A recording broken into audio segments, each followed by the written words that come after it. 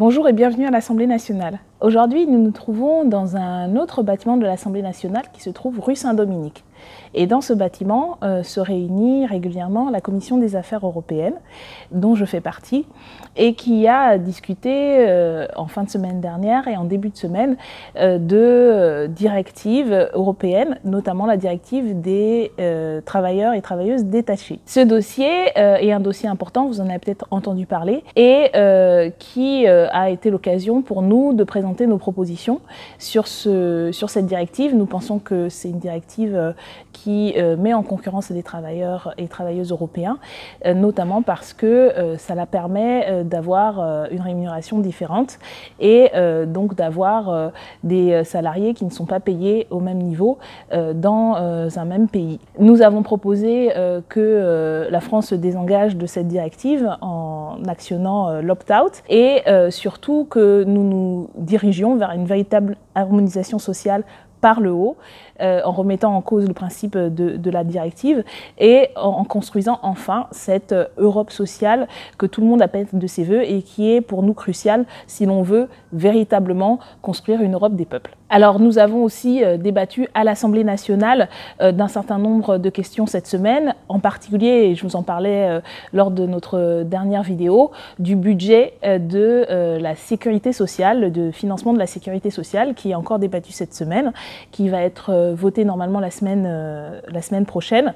et qui pour nous, dans les débats et dans le projet de loi de financement, est un grave recul par rapport à la sécurité sociale, la protection sociale qui a été construite depuis 1945, qui est un acquis extrêmement important de notre modèle de société et que la loi actuelle va déconstruire et détricoter de manière extrêmement grave. Je vous renvoie sur ce dossier à l'ensemble des interventions que nous avons faites dans l'Assemblée nationale et notamment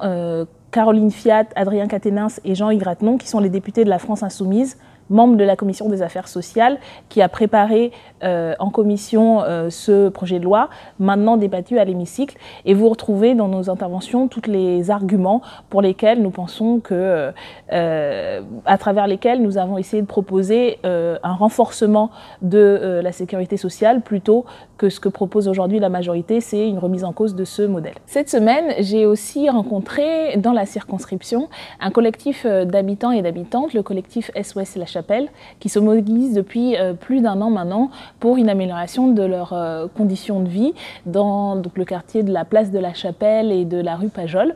où ont été constatés un certain nombre de nuisances, de recrudescences de trafic qui nuisent à la qualité de vie. Et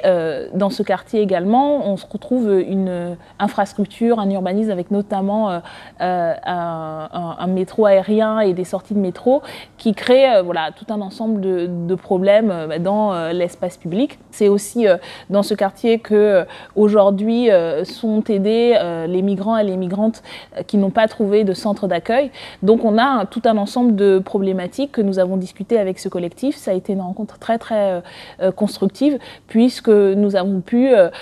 construire ensemble des pistes de travail en commun. Je me suis engagée auprès de ces habitants et ces habitantes d'interpeller notamment les pouvoirs publics au niveau de la région pour permettre qu'il y ait une amélioration de la gestion de l'espace public, notamment autour de la sortie de métro de la place de la Chapelle. Ça, c'est une intervention qui devrait permettre une meilleure circulation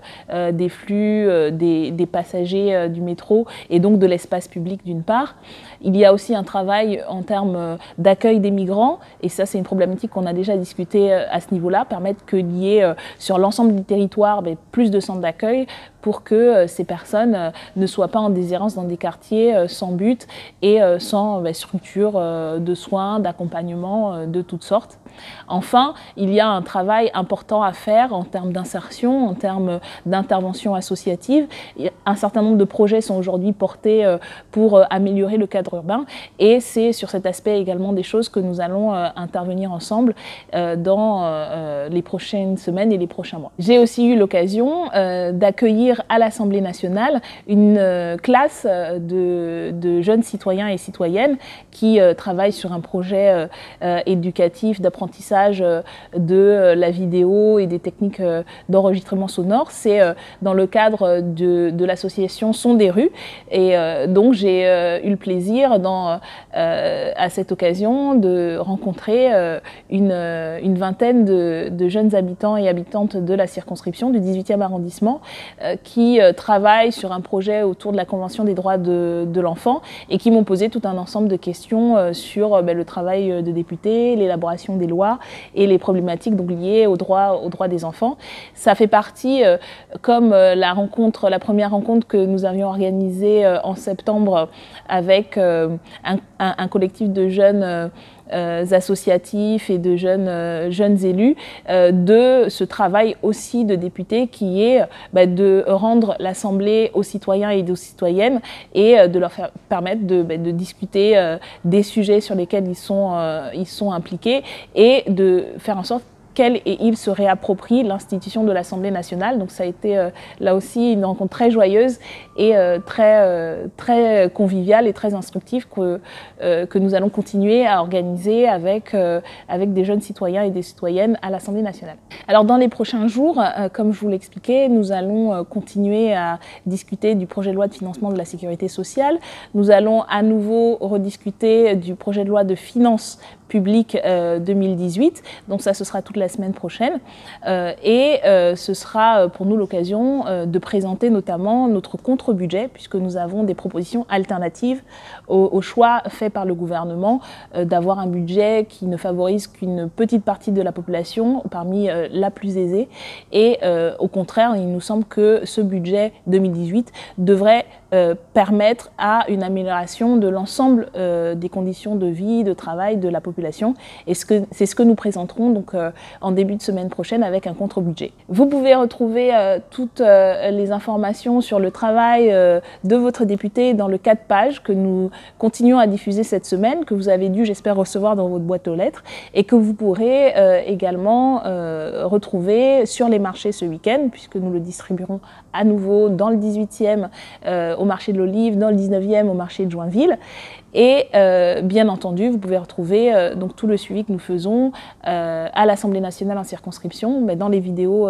comme celle-ci. J'espère que ça vous a été utile et instructif. Et donc, si ça a été le cas, n'hésitez pas à mettre des pouces bleus, à vous abonner et puis à la diffuser partout sur les réseaux.